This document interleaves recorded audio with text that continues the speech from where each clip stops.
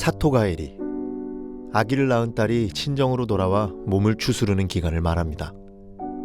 약 한 달 남짓, 3대가 한 지붕 아래 머뭅니다.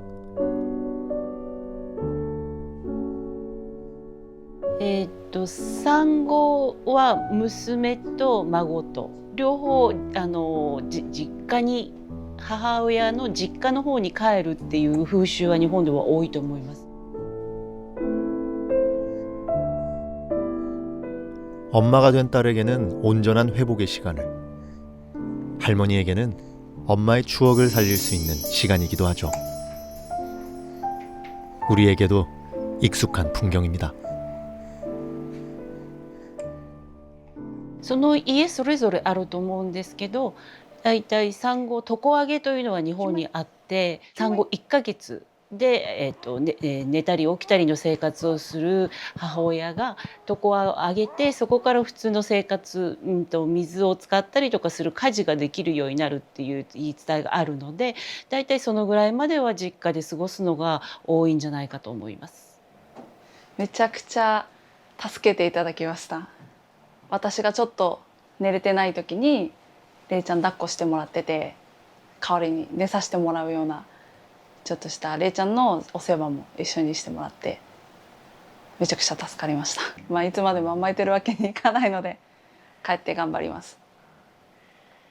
心配はするとたくさんあります。たくさんありすぎてしないようにしています。目も半分口も半分みたいな感じで見て、聞かないようにしてっていう感じで、何か心配をするともう全部言うと、もう何から何まで全部心配です。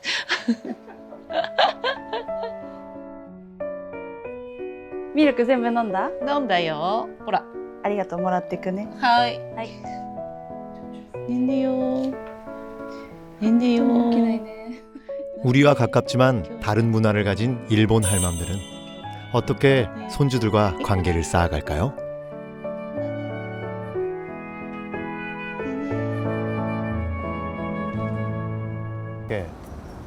본인의 사명과 책임을 다하셨던 분, 쉬지 않고 늘 일하셨던 분, 그 모든 삶의 모든 인생을 저를 업고서 다 하셨던 분.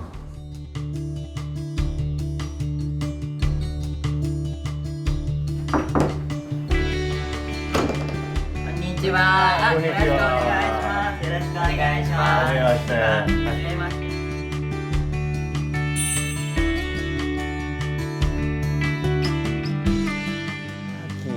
三重県。名古屋の横。名古屋と大阪の間。この番組のなんかコンセプトとか、あとしゅんさんの生い立ちとかが素晴らしいなと思ったし、すごく共感したので、すごい素敵なお話をいただけたなと思って、とても嬉しかったです。私たちはあんまりその裕福な家庭ではなかったので、おばあちゃんがいつも大丈夫っていうのを言いながら育ててくれたんですけど、ほとんどのことが大丈夫じゃなかったです。例えば電気が止まったりとかガスが止まったりとかはもちろんなんですけど、食べ物の賞味期限はいつも絶対に何も気にしなかったです。저희 할머니도 냉동실에 들어가는 음식은 무조건 안전하다고 말씀하셨어요. あ、わかる。同じ。それは同じ。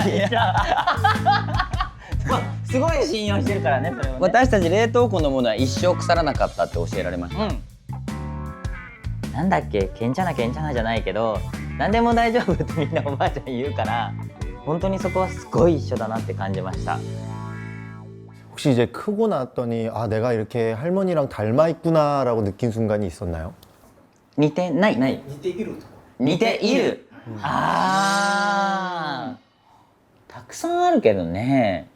似てるのはなんだろうね。似てる。ケッチ。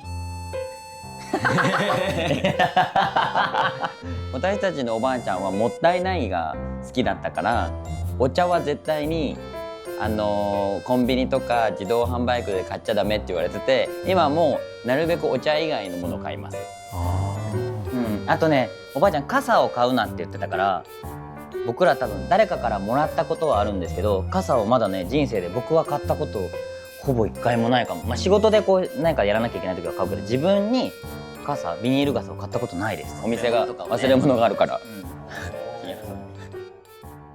彼のおじいちゃんとおばあちゃんもそうですし、私たちのおじいちゃんもおばあちゃんも本当に全てのことが、でも自分が大人になってこうやって仕事をした時に大丈夫だなって思うことで大丈夫にすることが多いと思うんですよ。仕事もすごいトラブルがあったりとか、家族のことですごいトラブルがあってもすごい大丈夫と思うことがすごく私の人生で大切なキーワードになってるので、それがまたなんかやっぱりそれはおじいちゃんとおばあちゃんから来てたんだなって改めて気づかせてくれました。 조금 다른 부분일 수 있는데 이건 하나의 좀 편견에 대한 이야기인 것 같아요. 그러니까 반에서 공책을 하나씩을 다 가지고 오라고 숙제를 내줬어요.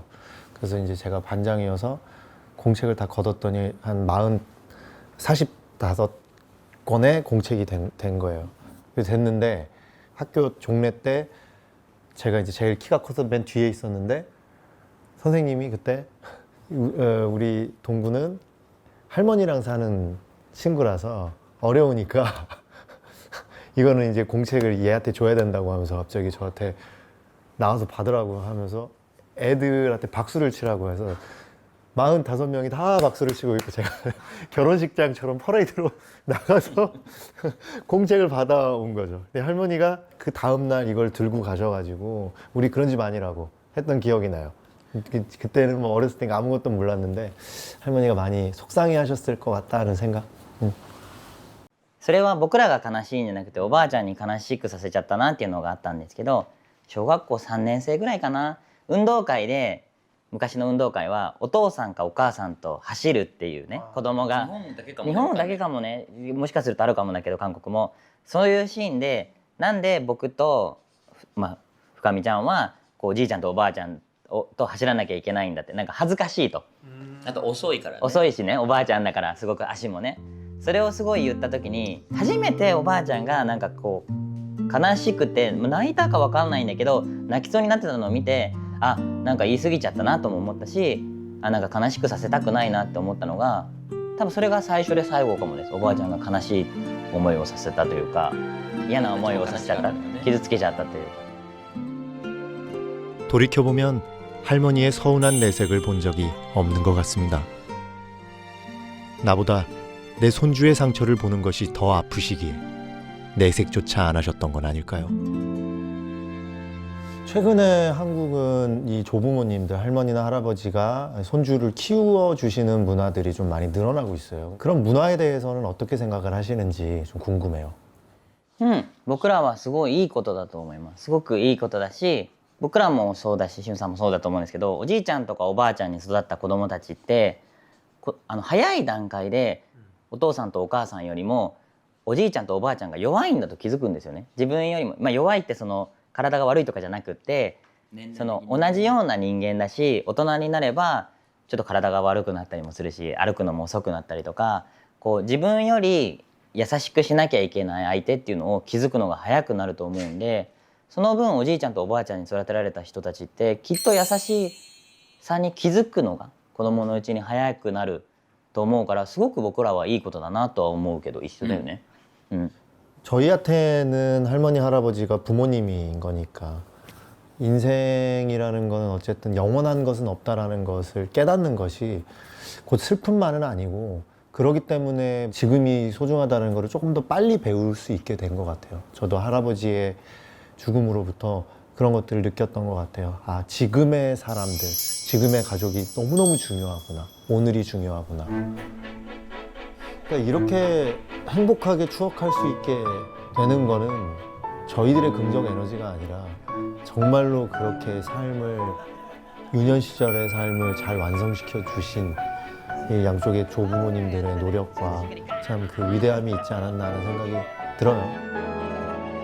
저희가 이렇게 웃으면서 이야기할 수 있는 거는 얼마나 수많은 시간 동안에 그런 희생이 있으셨는지를 느끼게 해주죠.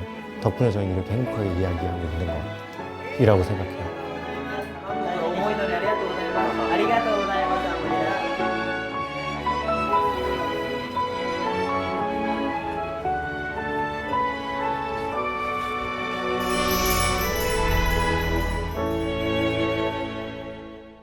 모두가 함께 보태는 시간이 누군가의 일상을 바꿀 수 있다는 믿음. 그 믿음으로 도시의 내일을 만들어가고 있습니다.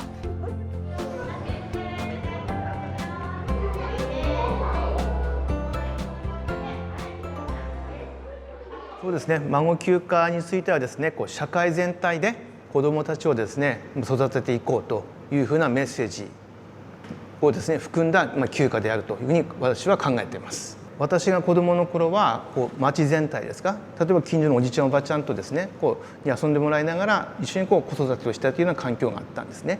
それがこの2、30年でですか、核家族化がどんどん進む中で子育てがどうしても孤立しがちになってきたというふうな状況はあるかと思います。孫休暇はですね、通常の有給休暇とは別にですね、特別休暇として8日間取ることができます。はい、出産補助休暇と育児参加休暇に分かれてましてですね、出産補助休暇っていうのがですね、例えば職員の子どもさんとかですね、お孫さんが出産の際に病院に入院したり、退院したりする際に使うのがこの出産補助休暇になります。で合わせまして育児参加休暇というのはですね、生まれたお孫さんが1歳になるまでの間なんですけども、子育てをですね、お孫さんの面倒を見るといった場合に取れるのがこの育児参加休暇となります。はい、我々ですね、職員としましてはですね、こういった制度がですね、もうどんどん社会に広がっていってですね、社会全体で子育てを行うというようなまちづくりにですね行っていきたいなと思っております。例えばなんですけども、娘さんの出産をですねサポートできてよかったですとか、あとですね社会全体で子どもたちをですね育てるような機運がもっと高まればいいなとか、2人目3人目とですね子どもを作っていきたいとかっていうですね意見がですね寄せられております。 일본과 한국에서 정말 이제는 그 사각지대였던 그런 조부모님들의 노력을 같이 좀 지혜를 모아가지고 여러 제도들을 만들었으면 하는 바람이 있어서 네. こんにちは。はい、こんにちはって。ほら、イケメン。笑ってる笑ってる。あら、嬉しい。サトルって言います。サトル。サトル。サトルくん。サトルくん。笑ってる。赤ちゃん、赤ちゃん平均の赤ちゃんより重いと思います。5ヶ月で。ミルク。ミルク。ねえ。この子は泣かないんです。で、おはようって声かけると、ニコって笑って起きるんですよ。そんな赤ちゃんいないですよね。 저도 똑같았어요. 아, そうですか。 울지 않았대요. あ、そうなんだ。すごい。サトルちゃんもしゅんさんみたいになるかな。座ってるから大丈夫だけど。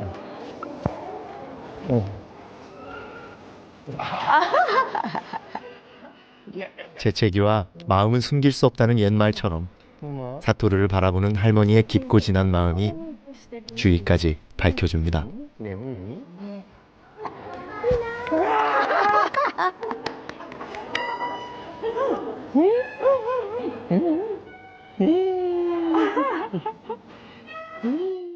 教師の仕事をしながら保育園に預けながらもう毎日仕事の量もすごかったし、娘たちを寝かしてから残りの仕事を夜やるとかっていう生活だったので必死でした。余裕がなかった。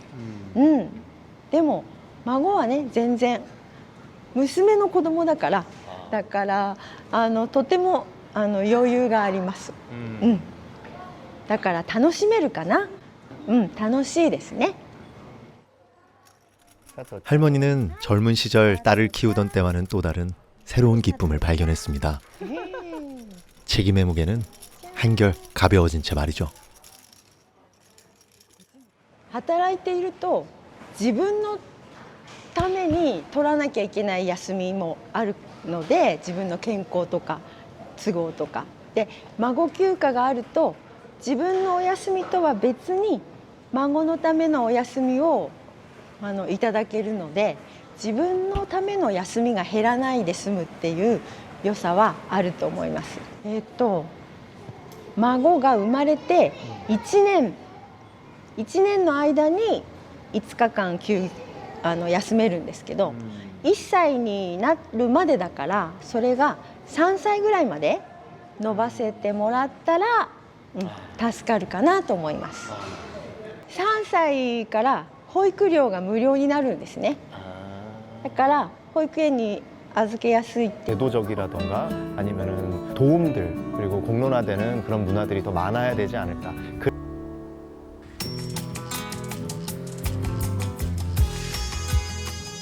유럽 남부 스페인은 가족 중심 문화가 매우 강한 나라입니다.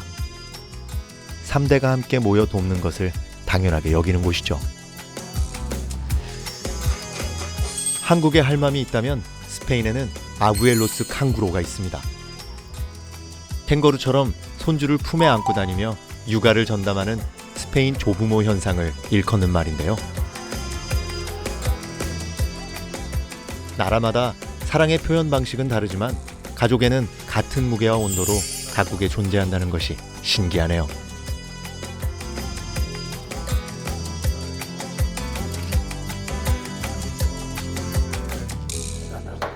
Dos cops de puny. Hi ha quants perritos aquí? Quines ganes de fotre-li dos cops de puny perquè real. Això es posarà a jugar a la baixa, segurament. Són macos, no? Sí, literalment. No, però quan estigui jo aquí s'ha acabat el sortir. Si tenc que fer alguna cosa, farà amb mi. Ya, ya. Mis hijos. Mis hijos, me imagino que la misma vorágine en la que estás metido, el trabajo, hacer dinero, comprar cosas, tener cosas y tal, te impide casi fijarte en tus hijos, que es una función muy machista, pero es así, que se la relegas a la señora o al colegio. Tú te dedicas a proveer a la familia, entonces no eres consciente. Qué buena era. 아버지가 다시 아버지가 된 할아버지. 할아버지는 할아버지다워야 한다는 공식은 세상 어디에도 없습니다. Papel es tu abuela Pili. Esta sí que guarda. Más como si fuera más como un padre que como un abuelo, la verdad. Es como casi dos padres. Siempre sé que tengo como alguien ahí de atrás que pues va a estar para mí, me va a escuchar y va a estar pues para mí completamente. Mira, aquí fue el... Es como si yo de repente me considerara el ángel de la guarda de ellos. Tienes nietos y entonces la sensación de amor y de cariño es mucho más completa, y luego me ha nacido en mí, sobre todo a medida que han ido creciendo, me ha nacido en mí un afán de protección. No, que estás leas. Lo que más profundo noto yo es mi afán de protección de mis nietos. Mis hijos ya no necesitan protección, pero mis nietos los veo que es tan fácil que se puedan equivocar que necesito estar cerca para protegerlos de esos errores. Y si se equivocan, por lo menos estar al lado, que se puedan apoyar en mí. 가장의 무게에 눌려 커가는 아이들을 온전히 바라보지 못한 부모님들의 후회는 만국 공통인가 봅니다.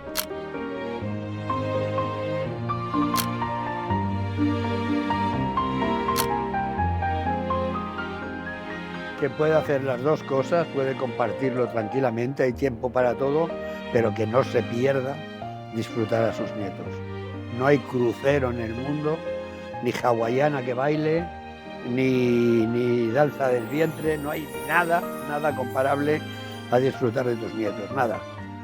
Y tanto, no hay ningún sacrificio ahí, no hay ningún sacrificio.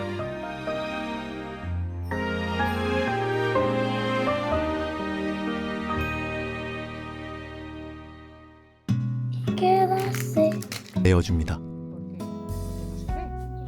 Pues desde que nació. Fue también una decisión mía. Trabajo y lo cuido. Siempre que sus papás me necesitan y muchas veces por iniciativa propia. Lo cruzo. Vale. Venga. ¿Y este? Acostumbro 2 veces por semana, lo vengo a buscar al colegio, merendamos, hacemos ahora que hace buen tiempo un paseo por el parque y después venimos para casa y ya a veces me tengo que quedar porque le cuesta que me vaya. Cuando se queda un día a dormir y después se quedan a la noche y se va, me gusta más. ¿Qué podrías regalarle a ella? O una pulsera. Porque las pulseras no se lo regalas a cualquiera, ¿no? O sea que no doy porque ellos me dicen, dámela, y yo le digo sí, no le hago por eso. Lo hago porque me gusta. Bueno, tengo 2 nietos más. Entonces, cuando nació Francisco, mi hija trabajaba y ahí sí que necesitaba mucha ayuda. Ella vive en Portugal y entonces ahí ella pidió ayuda a mamá y mamá entonces vivió muy intensamente el nacimiento de Francisco, el primer nieto, y me dejaron disfrutar. De ahí el seguimiento con Pedro es más intenso con ellos porque cuando voy a Portugal es 24 horas sobre 24 horas. Pues contentos, porque conociéndome saben que lo que hago es de corazón. Y como me ven súper radiante y súper feliz, pues que dicen muchas personas, ay, pues yo todavía no soy abuela, qué pena, qué suerte tienes. Pues sí, tengo muchísima suerte. Y el amor que de mis nietos es completamente diferente, es más relajado, es más acompañarlos, porque sin querernos seremos los primeros que nos iremos y los dejaremos solos. Entonces, el tiempo que estamos con ellos hay que vivirlo a tope, al 100%.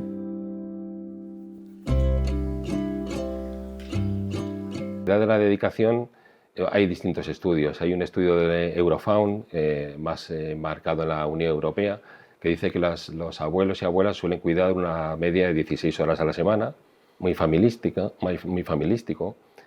donde la familia es un pilar fundamental en el apoyo de las familias, ¿no? Es una red de protección importante, con una potente microsolidaridad familiar y apoyos familiares muy generosos, ¿no? Hay cierta tendencia a que los abuelos pues, tienden a cuidar de las familias. Además, digamos que también depende de las generaciones, pero sobre todo las generaciones de abuelos y abuelas más mayores tienen un sentido de la responsabilidad familiar y de los cuidados, de la implicación de los cuidados muy fuerte. Además vienen de una inercia de cuidados, generalmente las mujeres de 70 a 80 años se han dedicado a la crianza de sus hijos en el hogar y mantienen cierta inercia de cuidados. Pero eso es una fantasía. Por la incorporación de la mujer al mercado laboral, ¿no? Eso implica que las tareas de conciliación que antes recaían sobre las mujeres ahora tengan que buscarse otras alternativas, ¿no? Y en ese sentido los abuelos pues, son una red de apoyo. Pero creo que la solución no está tanto para que las personas mayores tengan más autonomía y tengan más margen para elegir cuándo cuidan y cuándo no. Nos tienen que respetar, sí dar la oportunidad de poder estar con nuestros nietos, porque lo necesitamos, pero tampoco no nos pueden obligar. Y sobre todo, no hay que pensar en el qué dirán o qué puedan pensar, que yo no, es que ya, la verdad, hay que pensar por uno mismo y disfrutarlo. Y si realmente tienes que echar una mano a tus hijos que trabajan, mis hijas trabajan, es hacerlo, pero sin ser la obligación que a veces imponen. Obligaciones no. Tiempo para disfrutar esa vejez con risas y con amor, sí.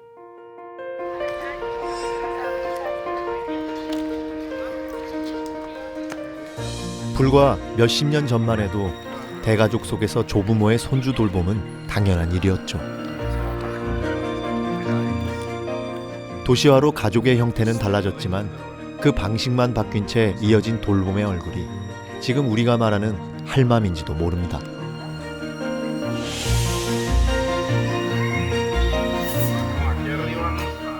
이제는 돌봄의 관성을 넘어서 아밀리아 할머니 말처럼 각자의 선택이 조금 더 자유로울 수 있는 분위기가 우리 사회에도 필요하지 않을까요?